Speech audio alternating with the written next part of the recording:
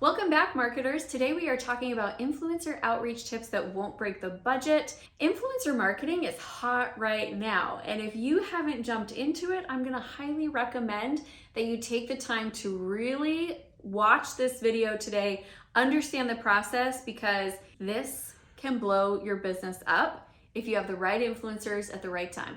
There we go. That's what I'm talking about. Welcome back, marketers. Today we're talking about influencer outreach tips that won't break the budget. Influencer marketing is hot right now. Every brand out there has their eye on it, and there are a lot of big name brands that are working with influencers because they find that they are the top converting campaigns that they're running right now. But the good news is this is accessible to you as a small business owner and as an entrepreneur. And in today's video, I'm going to show you what it takes to get partnered up with the right influencers for your business.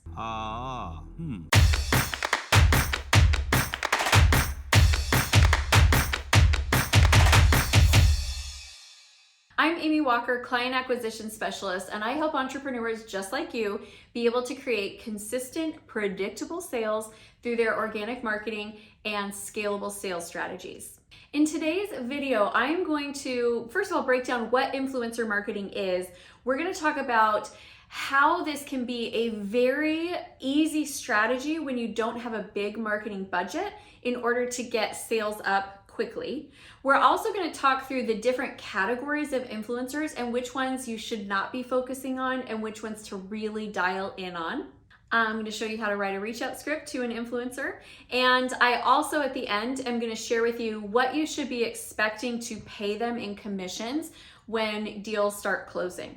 So make sure you stick with me for all of it because you don't want to miss something really important. So what is influencer marketing? It is not all partnering with one of the Kardashians or somebody super TikTok famous. Guys, come on. It is simply finding somebody who has already captured your ideal audience and can promote your products or services for you. They're going to either earn a commission on the sale or you are going to pay them up front for the promotion. Obviously, a commission on a sale is better for us as entrepreneurs. So we need to understand which types of influencers are looking for those types of deals and which ones want to be paid up front, because that can be very profitable at the right point in your business, but maybe not the first influencer outreach campaign you want to do. So I want to introduce you to one of my clients, Entry Envy. I love this business. It's so fun. We got to customize design our sign, and then every single month I get new inserts. And I haven't changed my inserts yet in my sign because I wanted to do it in this video.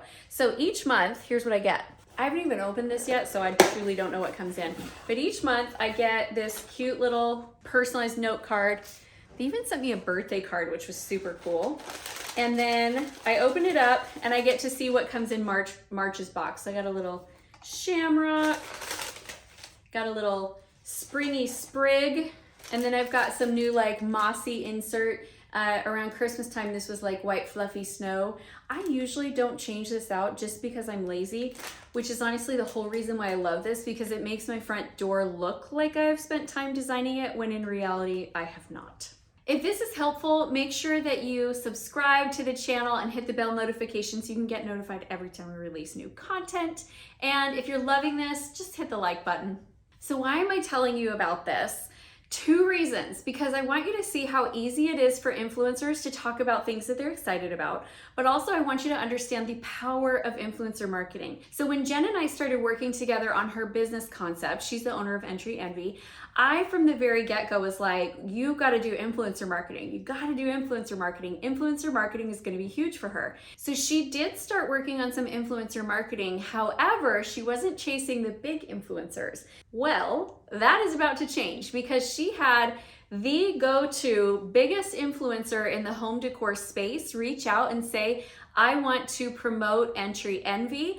Are you prepared to scale? So her deal comes out this next month, and she's anticipating getting as many as 500 new subscribers from this one deal. And that was the big question the influencer asked is, are you actually ready for this big of a deal? So she is happy to pay that commission because that is going to then bring her that reoccurring revenue that she is so excited about. There's a lesson to be learned in this experience. A lot of times when we start going out and we start looking for influencers, we want to either jump to the top right away, or we are afraid of asking anybody because we don't want to bug these really cool people. This is not bugging influencers. This is literally how influencers make their money. Online influencers have no back end of their business. They don't have their own products. They don't have their own services. They don't have their own fulfillment center. What they do is they do the front end of creating traction and visibility and building an audience, and then they refer them to other people's products and services. So they're literally waiting for brand deals. That's how they make their money. That's what they want. The question for you is not, am I bugging them or not? It's, are you the right product for them? And are they interested in this brand deal? And the answer might be no for now, but maybe later. It might be yes, let's do it. This is amazing, but you're never gonna know if you don't ask. All right, let's talk about the 5 different categories of influencers. First, we have the nano influencers. These ones are gonna be like 1,000 to 10,000 followers.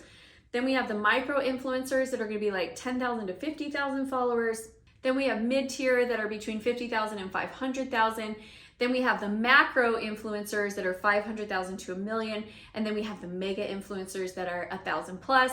And then I would also suggest that like celebrity mega influencers are different than just mega influencers. So if you want a Kardashian, you're gonna pay more than like Elise Myers, who's my favorite content creator. She's hilarious and has over 1 million subscribers. So if we want to find the influencers who we give them commission when we sell, not the ones that we pay up front, here's the type that we're going to be looking for: nano influencers, micro influencers, and potentially mid-tier influencers. A lot of times when you're going after the macro or the mega, they are going to want an upfront fee in order to have them promote for you. So that's where I would focus your time right now. Now let's talk about how to write the reach out script. What do you say when you reach out to them? This one is so ridiculously easy that I almost don't want to tell you, because you're going to try to make it more complicated. You're going to be like, no, Amy, that can't be it. It's really, really easy. You're going to reach out and you're going to say, hi, name, and I'm interested in doing a brand deal. Would you be open to promoting? And then you put a link to what you want them to promote. Would you be interested in promoting? Then you describe your service briefly, put a link to it, and say, I look forward to hearing from you soon. That's really all that you need to do. You're gonna love every minute of it. Keep it simple. Let them go check out the product, and then if they are interested in the product, you can get on and you can talk specifics and talk about the brand deal. Now the money. How do we negotiate payment? Commission rates are going to range anywhere between 5% and 30%, which is a really big range, right? I get that. So a couple things that you want to look at is, do you have a physical product that has hard production costs?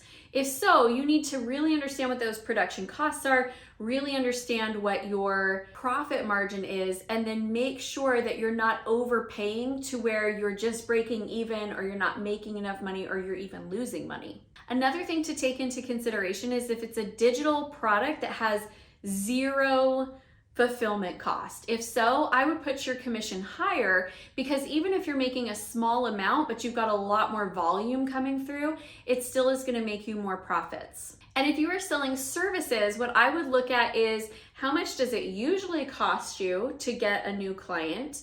And do you still have to use a salesperson? So for example, when I'm working with influencers, I have some things that they can sell and I can pay a very high commission because I don't have to pay a salesperson for it, and also because I would have spent money on that lead anyway. But then I have other things where, like, to get into one of my programs, they are going to have to talk with someone on my team, and I will be paying out a sales commission. So I want to make sure that I'm not paying too much to the affiliate that now my profit margins have dipped below where I want them and need them to be. So you're going to think through those 3 options and then figure out where in that range between 5 and 30% you want to be, and know those numbers so that when you walk in, you have clarity there. Because guess what? It's not going to walk in and always be cut and dry. Sometimes it's a negotiation, and they might ask for more, and you need to know your numbers and know your costs so you know what you can and cannot say yes to. Said that exactly how I wrote it. I would love to give you a gift. Our Ultimate Marketing Calendar is the go-to tool that I use to keep our marketing on track and organized. Helps me know how many leads I need to have each month, how many people I need to be in front of, and it can also help you track the individual influencers that you've worked with to see how their individual ROI stacks up, so you know which ones you want to partner with again, which ones were meh, and which ones you're like, no thank you, didn't work at all. So in this video, we have talked about influencer outreach tips that are not going to break your budget, but I would really also love for you to go check out my next video, which is Marketing on a Budget, how to use email marketing for affiliate marketing. I think it's going to be a great follow-up to this conversation, and I can't wait to see you there.